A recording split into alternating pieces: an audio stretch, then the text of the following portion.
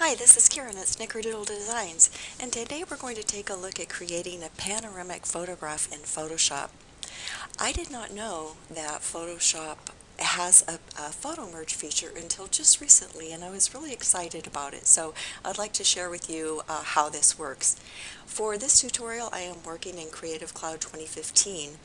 Photoshop Elements users do also have the option, but I won't be covering that in this particular video. To go ahead with to get started, let me close this out. And I think it's the 7 photographs here that I'm going to use for my photo merge.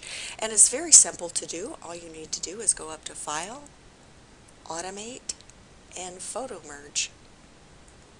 When you do that, this window will open, and now you have 2 options. Because I have my photographs already open on my doc canvas, I can just go ahead and click Add Open Files. If I didn't have these open and I clicked Browse, then I would just navigate in my computer to where those photos are and select them. I'm going to just go ahead and leave this on Auto and click on Add Files, again because I already have my files open, and then just click OK.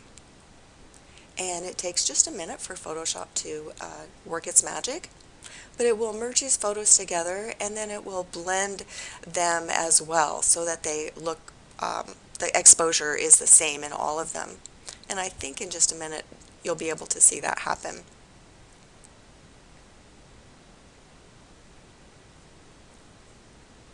These photos I took at the top of a church in Oxford last May.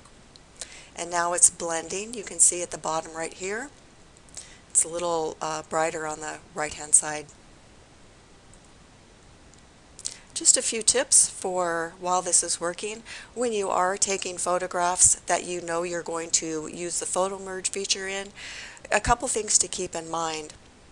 You want to always stand in the same spot when you take your photographs. So swivel a little bit with your hips or at your knees, but make sure you stand in one spot. Overlap your photos by about 25 to 40% and keep a constant focal length. In other words, do not zoom in or out when you take your photographs. So you see Photoshop has done its work here.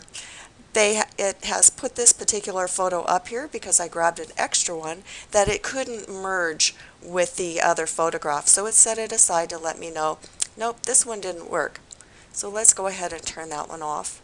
And then this is, I'm going to link those just so I don't mess them up here. So this is the end result that I got from the Photoshop merge. I think actually it's a really nice merge. You can't see any lines, everything looks straight.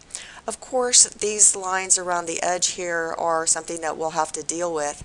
I'm going to go ahead and just merge those layers. And at this point, I would work with the crop tool or the marquee tool to just crop away some edges. I'm not going to take the time to do that.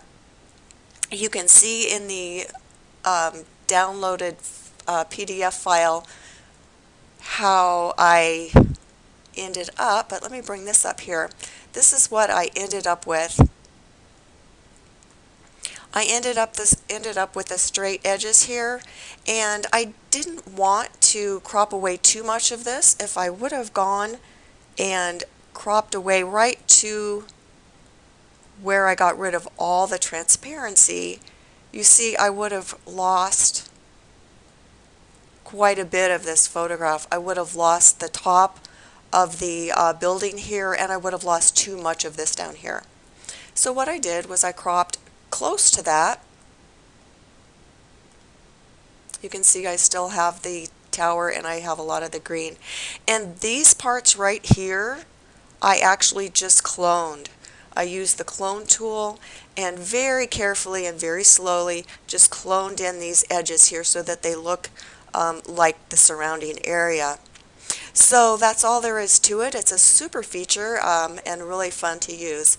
I hope you found this tutorial helpful, and thanks for watching.